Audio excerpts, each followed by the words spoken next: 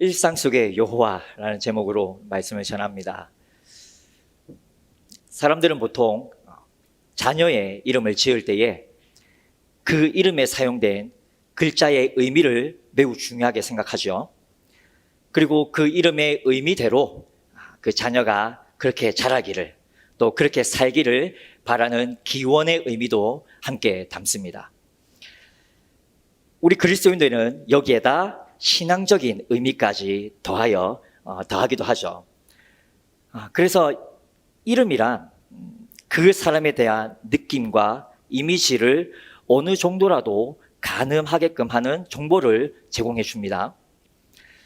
그런데 성경에 나타난 이 이름들을 보면 오직 그 이름만으로도 그 사람이 전반적으로 어떤 사람인지, 그리고 어떤 삶을 살았는지 짐작할 수 있을 만큼 그 사람의 본성이나 인격, 상태나 특징 등을 파악할 수 있습니다. 그리고 어떤 경우에는 그 이름의 의미와는 정반대의 모습을 통해서 역설적인 의미를 나타내기도 합니다. 그래서 성경 속 인물들의 이름은 그 당시의 신앙과 문화와 시대적 상황 등을 이해할 수 있는 아주 좋은 자료가 됩니다. 그만큼 성경 인물들의 이름은 요즘 우리가 생각하는 이 이름에 대한 것보다 좀 더 깊고 또 다양하고 중요한 의미를 담고 있다고 말할 수 있겠습니다. 설교를 시작하면서 이 이름에 대한 이야기를 잠깐 꺼낸 이유는 오늘 우리가 읽은 이 시편 23편이 하나님은 나의 목자시니가 아니라 여호와는 나의 목자시니라고 시작하기 때문입니다. 우리가 잘 알다시피 이 여호와라는 단어는 하나님께서 모세에게 직접 알려주신 당신의 이름입니다. 지금의 저희는 개인적으로 기도할 때에 여호와여 라고 그 이름을 부르는 것이 조금은 어색하게 느껴질 정도로 여호와보다는 하나님을 더 많이 부르는 것 같습니다.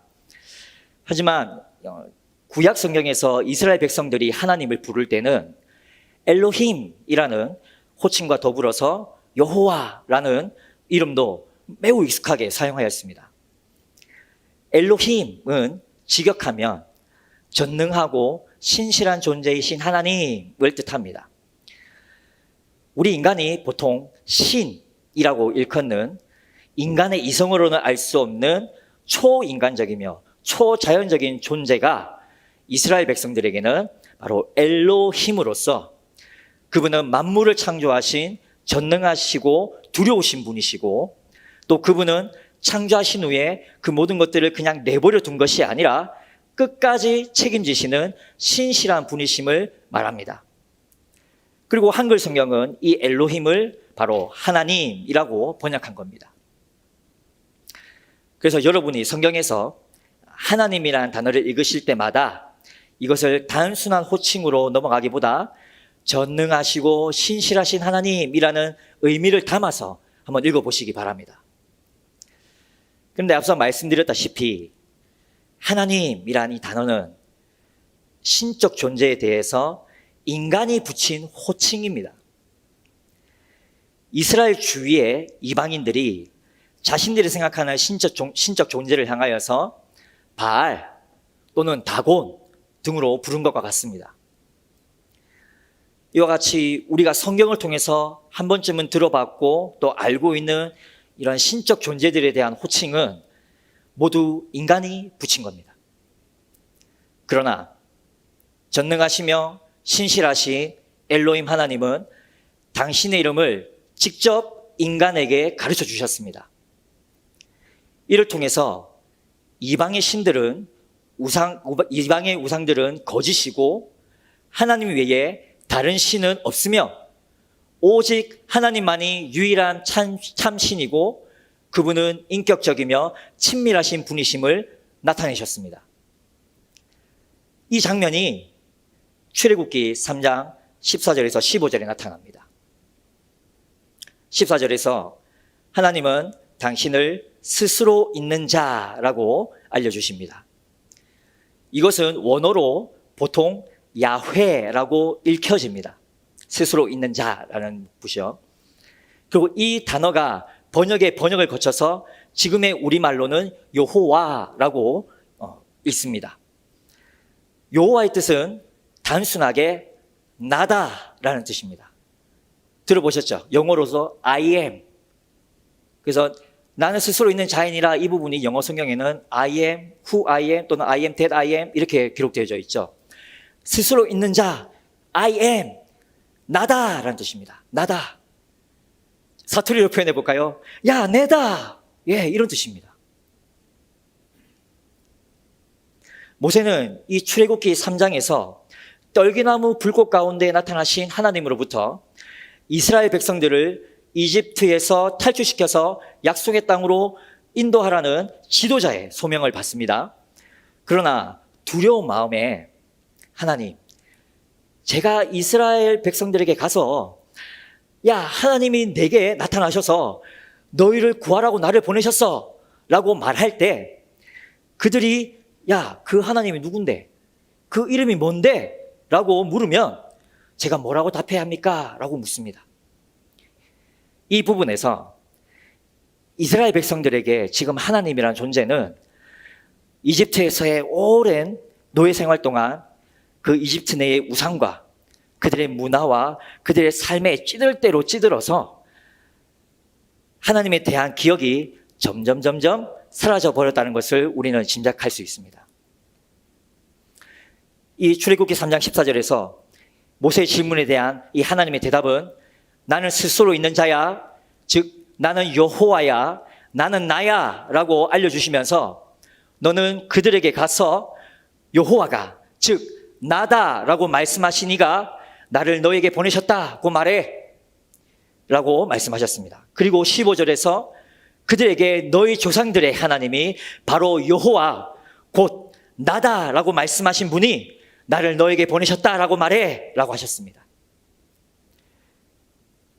그리고 이어서 하나님은 모세에게 여호와 곧 나다가 하나님의 영원한 이름이며 그 이름은 시간이 흘러도 하나님 자신이 기억하실 이름 곧 자신의 기념물이라고 분명하게 선포하십니다. 이 부분에서 하나님은 이 여호와라는 당신의 이름이 당신의 사랑하는 백성들에게 어떤 의미가 되고 또 얼마나 중요한 것인지를 지금 가르쳐주고 계신 겁니다. 이 여호와라는 이름은 전능하시고 신실하신 엘로힘 하나님께서 이스라엘 백성들과의 깊은 유대관계를 가지고 그들의 먼 조상의 과거로 뿐만 아니라 그들이 경험하지 못한 미래에도 영원토록 그들의 하나님이 되실 것을 약속하는 이름입니다. 또한 이 약속에 대해서 하나님이 스스로 기억하셔서 끝까지 자기 백성을 구원하시고 보존하심을 기념하는 이름입니다. 이처럼 여호와라는 이름은 하나님의 영원성과 함께 그분의 신실한 약속이 담긴 이름이기 때문에 구약의 믿음의 사람들에게는 이 이름이 너무너무 귀한 이름이었고 매우 중요한 이름이었습니다. 이것을 기억하면서 여러분들이 구약 성경을 다시 한번 읽어보시면 그전에는 몰랐거나 큰 의미를 부여하지 않았었던 이 여호와라는 이름이 끊임없이 반복되고 있음을 여러분들은 발견할 겁니다. 그리고 여호와의 이름을 불렀더라던가 그 이름을 찬양하라 또는 그 성호를 찬양하라 라는 구절이 곳곳에 나타나고 있음을 여러분들은 알게 될 겁니다. 저와 여러분도 각자의 자리에서 이 여호와의 이름, 약속의 이름을 기억하여서 그 이름을 찬양하고 고백하실 때마다 그래, 나다. 네가 지금 부르짖고 있는 그 이름이 바로 나다. 너를 향한 나의 약속은 영원하고 내가 약속한 것을 나는 분명히 기억해. 그리고 나는 내 이름대로 내게 신실하게 분명히 이룰 거야 라고 말씀하시는 여호와 하나님을 경험하시기를 간절히 소망합니다. 그런데 하나님이 직접 가르쳐주신 이 여호와의 이름에 더해서 우리가 들어서 압니다. 여호와 니시 또는 여호와 샬롬 등과 같은 여호와의 복합적인 이름들이 매우 다양하게 나타납니다.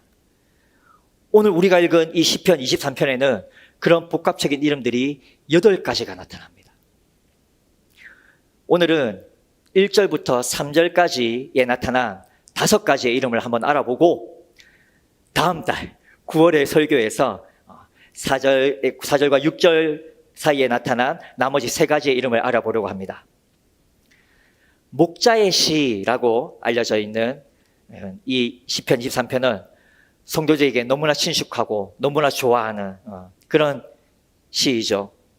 그런데 그동안 우리가 인식하지 못했던 이 여호와의 복합적인 이름들이 어떻게 나타나고 있는지를 한번 살펴보면서 약속의 이름대로 신실하게 행하셨던 여호와 하나님을 향한 다윗의 이 찬양이 저와 여러분들에게도 동일한 고백이 되기를 간절히 소망합니다.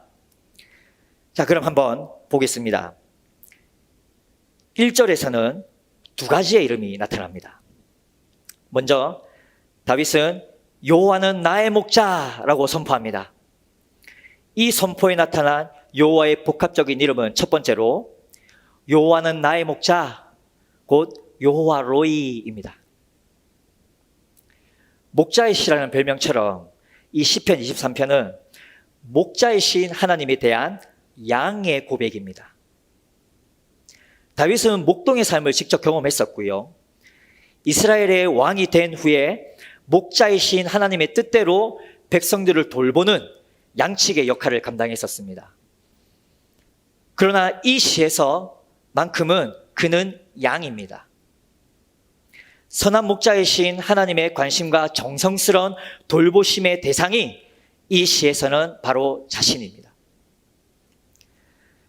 그분의 돌보심 안에서 양인 나는 부족함이 없어. 완전히 만족해. 더 이상 바랄 것이 없어. 라고 다윗은 고백합니다. 그렇기 때문에 이 여호와 로이, 여호와는 나의 선한 목자, 나의 신실한 감독, 나의 참된 주인이 되실 자격이 충분하다는 것을 선포하고 그 이름을 찬양하면서 이 시를 시작하고 있습니다. 시편 94편 14절을 한번 보십시오. 약속의 이름 여호와는 당신의 백성을 당신에게서 결코 떼어놓을 수 없는, 결코 포기할 수 없는 당신의 소유로 삼으셨습니다. 이 소유라는 단어에 바로 그런 뜻이 담겨 있습니다. 결코 뗄 수 없는, 결코 포기할 수 없는 바로 그 뜻이 담겨 있습니다. 그리고 그들과 끝까지 함께하며 지키시고 보호하시겠다고 한 약속도 바로 담겨 있습니다. 그러나 이 약속은 이스라엘 백성들에게만 허용된 것이 아닙니다. 지금 저와 여러분도 양의 문이요 선한 목자이신 예수 그리스도를 통해서 하나님의 포기할 수 없는 소유가 되었습니다. 그리고 그분은 절대 나를 버리지 않으시고 포기하지 않으십니다. 목자가 자신의 양의 귀에 칼집을 냅니다. 왜 그렇습니까? 이건 내 거야 라는 표시입니다. 그리고 여러분이 읽어보셨습니까? 구역에서는 주인이 종의 귀를 뚫어서 자신의 소유임을 표시합니다. 이와 같이 선한 목자이신 여호와는 예수님의 십자가로 성도를 인치심으로 다른 무리와 구별하시고 당신의 특별한 소유가 되게 하셔서 당신과의 인격적인 관계를 누리게 하셨습니다. 저와 여러분에게도 이 주어진 절대 소유권의 표시인 이 그리스도의 십자가를 통해서 여호와 로이, 여호와는 나의 선한 목자, 그분은 나의 주인이심을 선포하고 그분의 이름을 높여드리며 찬양하게 되기를 간절히 소망합니다.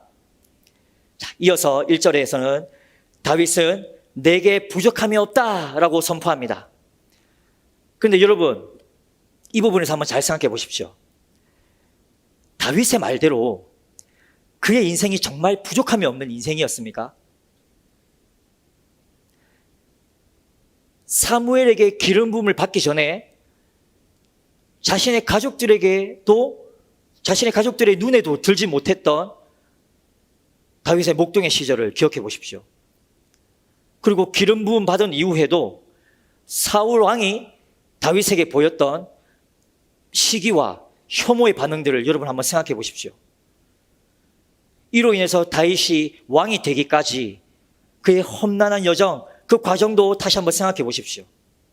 그리고 왕이 된 후에도 아들의 반역과 자신의 죄 등으로 바람잘 날 없었던 그 인생이 성경에 자세히 기록되어져 있습니다. 다윗이 겪은 고난과 이런 공고함과 시련은 오히려 내 인생은 부족한 투성이야 라고 울부짖어도 모자랐을 겁니다. 그러나 다윗은 그런 인생을 통해서 인간의 심령의 고뇌를 배웠고 그 순간순간마다 여호와로의 돌보심 안에서 예비된 보호와 위로, 채우심을 경험했습니다.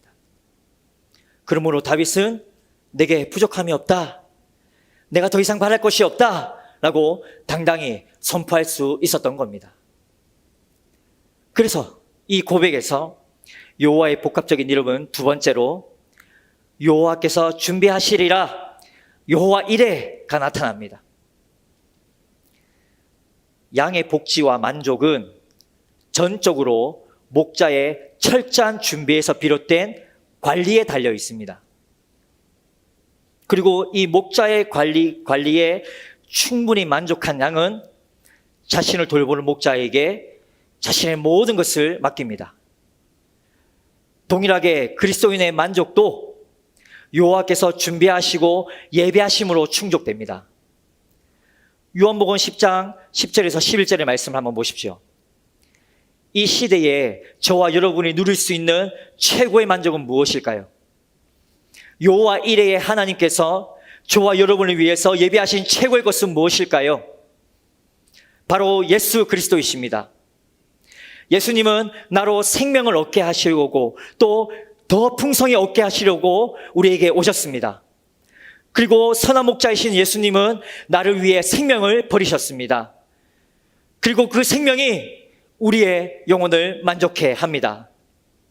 그러므로 저와 여러분은 예수님께 나의 모든 것을 온전히 맡겨도 됩니다.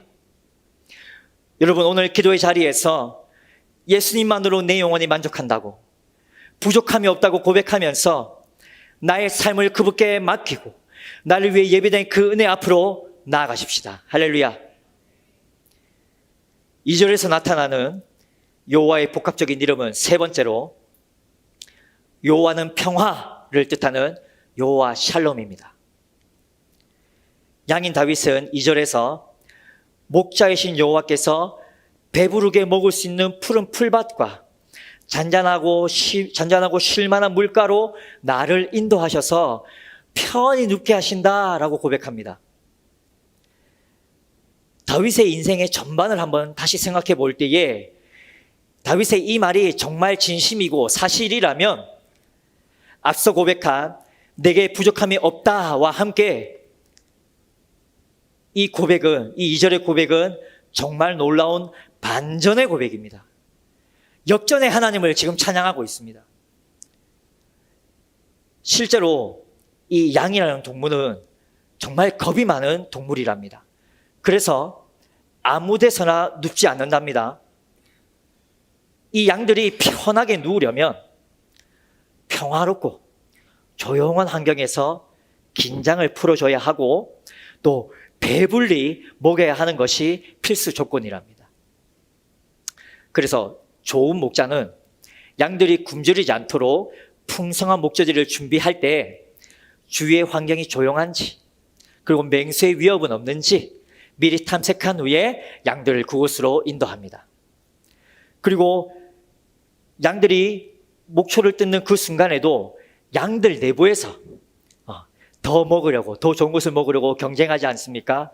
그런 경쟁의 불안과 스트레스에서, 그리고 그 무리들 간의 싸움의 스트레스에서 그들을 분리시키고 중재합니다.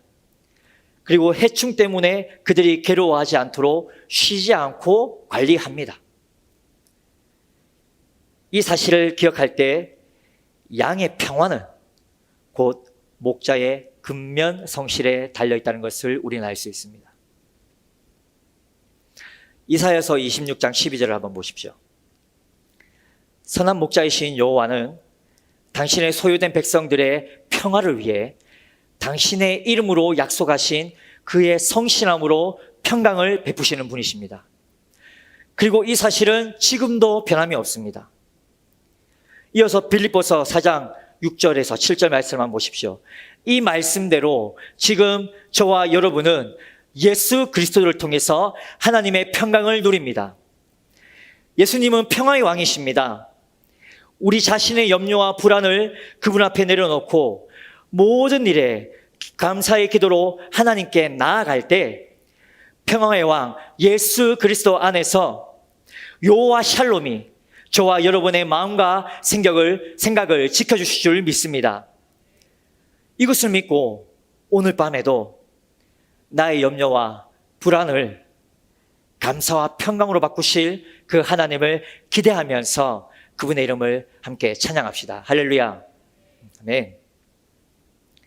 자, 3절에서 내 영혼을 소생시키시고 에서는 여호와의 복합적인 이름 네 번째로 여호와는 치료자를 뜻하는 여호와 라파가 나타납니다. 양은 대부분 자기가 상처를 입었는지 또 자기가 병들었는지 잘 모른답니다. 그리고 그 모르는 사이에 병이 깊이 들어서 쓰러지고 완전히 뒤집혀져서 내 발이 위로 허공으로 들려지면 양은 절대 스스로 일어날 수 없다고 합니다. 그래도 한번 일어나 보려고 어떻게든 발버둥 치지 않겠습니까? 이러한 양의 상태를 목자가 빨리 발견하지 않으면 버둥거리다가 내장기관 위에 가스가 차서 죽거나 혹은 힘이 빠지고 무력해진 상태에서 맹수의 공격을 받아서 죽게 됩니다.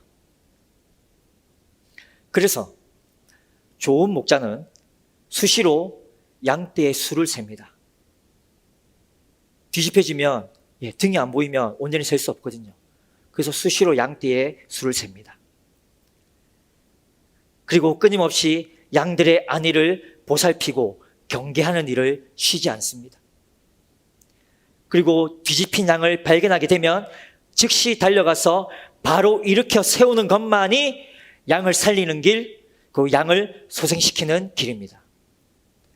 이 사실은 양의 생명이 오직 목자의 세밀한 그 관심에 달려있음을 보여줍니다.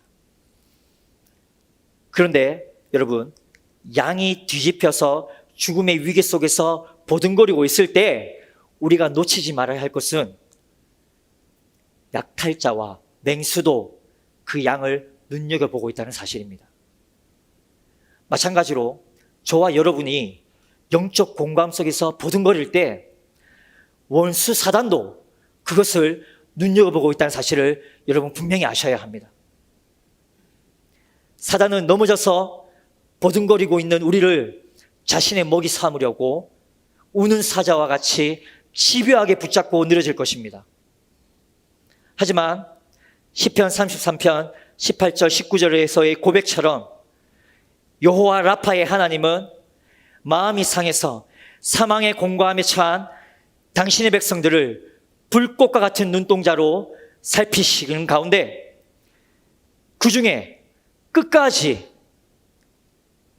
여호와의 이름을 붙들고 약속의 그 이름을 향한 그 신앙을 붙잡고 있는 자를 즉시 건지시고 치료하십니다. 그리고 살리십니다. 혹시 지금 여러분 중에 삶의 소생, 영혼의 소생, 마음의 소생이 필요한 분이 계십니까? 오늘 밤 여호와 라파의 이름을 의지하여서 그분을 향한 나의 믿음이 변치 않음을 진심으로 고백하십시오. 또한 사단은 결코 나를 완전히 넘어뜨릴 수 없고 내 안에서 여전히 나를 괴롭히는 나의 죄성도 예수 그리스도의 보혈로 인해 하나님의 사랑과 구원에서 나를 결코 떨어뜨려 놓을 수 없음을 담대히 선포하십시오. 그리고 여호와의 영, 예수의 영인 보혜사 성령께서 지금도 내 안에 역사하셔서 나를 치유하시고 회복시키시고 소생시키심을 믿음으로 선포하시기 바랍니다. 할렐루야. 자, 3절에는 마지막으로 여호와의 복합적인 이름이 하나 더 나타나는데요. 그것은 다섯 번째로 자기 이름을 위하여 의의 길로 인도하시는도다에서 의의 길로 인도하시는 분, 곧 여호와 치드케누가 나타납니다. 양은 마음에 드는 장소가 있으면 그곳만 좋아한답니다. 그리고 양은 자신이 지나간 그 길로만 다닌답니다. 이것 때문에 양이 다녀간 그 목초지는 점점 손상됩니다. 왜 그렇습니까? 좋아한 곳에 가서 그곳에서만 풀을 뜯기 때문에 한번 뜯고 나면 그 풀이 더 자랄 때까지 기다려야 되고 시간을 줘야 되는데 그 줄기가 그 뿌리까지 다 뽑아 먹어서 그 목초지를 손상시킵니다. 그리고 계속 지나간 길은 파여져서 손상됩니다. 망가집니다. 그래서 그 일대에는, 양들이 먹고 지나간 그 일대에는 온갖 기생충들이 창궐하게 됩니다. 그리고 이것을 계속 내버려 두면 양들은 좋은 꼴을 먹지 못해서 야위고 병들어서 쇠약해지는 것과 동시에 그 땅도, 그리고 그 양과 그 땅을 관리했던 목자까지도 황폐하게 됩니다. 그래서 좋은 목자는 양들의 복지뿐만 아니라 자신의 명예를 위해서라도 양의 나쁜 습관에서 비롯되는 피해를 미연에 방지하기 위해서 필요한 모든 예방 조치를 취하는데, 그 중에 가장 큰 안전 조치는 양들이 같은 장소에 오래 머물지 않도록 주기적으로 양들을 이동시키는 겁니다. 이것이 바로 다윗이 노래한 의의 길로 인도하시는 여호와입니다. 다윗은 이 부분에서 과거 자신의 죄를 회개하는 가운데 자신을 다시 의의 길로, 그리고 생명의 길로, 바른 길로 인도하셨던 그 하나님을 기억했을 겁니다. 그리고 이것과 함께 자신이 목동이었을 때 자신이 기르던, 자신이 치던 그 양의 나쁜 습성들도 함께 떠올렸을 겁니다. 여기서 지금도 동일하게 우리를 의의 길로 인도하시는 이 여호와 앞에서 저와 여러분이 정직하게 인정해야 할 것이 있습니다. 이사야서 53장 6절을 한번 보십시오. 우리 같이 한번 읽어보겠습니다. 시작. 우리는 다 양 같아서 그릇 행하여 각기 제 갈 길로 갔거늘 여호와께서는 우리 모두의 죄악을 그에게 담당시키셨도다. 아멘. 우리는 자기 길로만 가는 이 양처럼 내 마음의 소원을 내세우며 또 내가 하고 싶은 대로 또 내 생각대로 나는 살 자유가 있다고 스스로 생각하는 아주 나쁜 습성, 죄의 습성이 있습니다. 또한 우리는 우리 자신만의 나쁜 습성들을 버리지 못하는 이 어리석은 양처럼 자신에게 불리하고 손해가 오는 것을 아는데도 끊임없이 고의적으로 같은 일을 반복하는 미련한 자들입니다. 그러나 이러한 양과 같은 우리에게 예수님은 오셔서 이렇게 말씀하십니다. 요한복음 14장 6절입니다. 함께 읽어볼까요? 시작. 예수께서 이르시되 내가 곧 길이요 진리요 생명이니 나로 말미암지 않고는 아버지께로 올 자가 없느니라. 아멘. 너무나 감사한 말씀입니다. 양과 같이 어리석고 미련하고 우둔한 나는 죄의 습성으로 인해서 때로는 내 자신뿐 아니라 내 주위와 더 나아가서 내가 사랑한다고 고백하는, 나의 목자, 나의 주인이라고 고백하는 그 여호와 하나님마저도 황폐의 길로 버려두는데, 예수님은 그런 나를 살리시려고 목숨을 버려서 나를 의의 길, 진리의 길, 생명의 길로 인도해 주셨습니다. 내가 받은 이 은혜를, 그 은혜의 깊이를 깨닫고 인정하게 되면 성경에서 찬양하라, 찬양하라 명령하지 않아도 우리는 자연스럽게, 마땅히, 당연히 찬양할 수밖에 없게 될 것입니다. 그리고 우리는 더 차원하여서 여호와의 이름을 더 찬양하려고 하게 될 것입니다. 다윗처럼 여호와는 나의 목자십니다, 여호와는 나의 주인이십니다 라고 자랑스럽게 선포하며 전심으로 이것을 고백할 수밖에 없게 될 것입니다.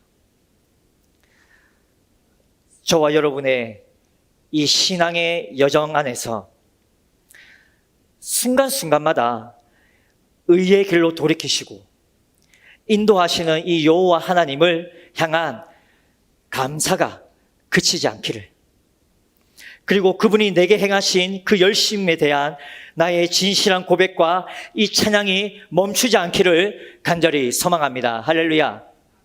아멘. 이제 말씀을 정리하겠습니다. 하나님이 우리에게 알려주신 이 여호와의 이름은 그 이름 속에 담긴 약속 때문에 성도에게 매우 중요하고 의미심장하며, 더 나아가서 이 이름은 인격적이고 친밀감 있는 이름이 됩니다. 여러분, 오늘 이거 한 가지는 꼭 기억합시다.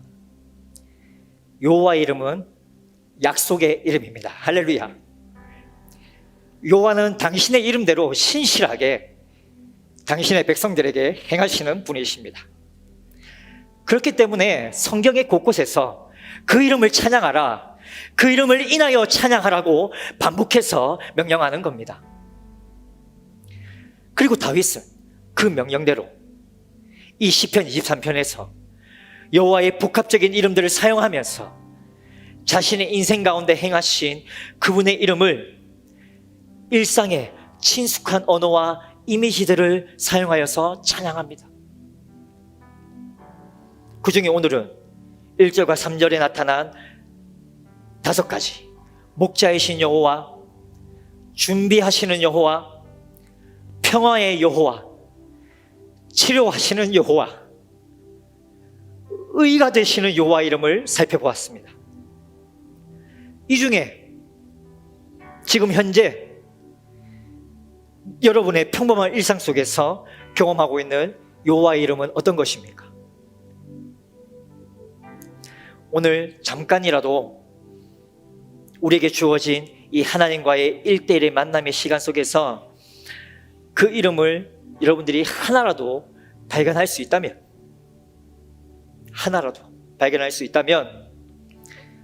그 이름만으로도 저와 여러분이 하나님을 찬양하고 예배해야 할 이유는 충분합니다. 이 약속의 이름을 붙들고 의지할 때 내 입술에서 정직한 기도가 터져나올 것입니다.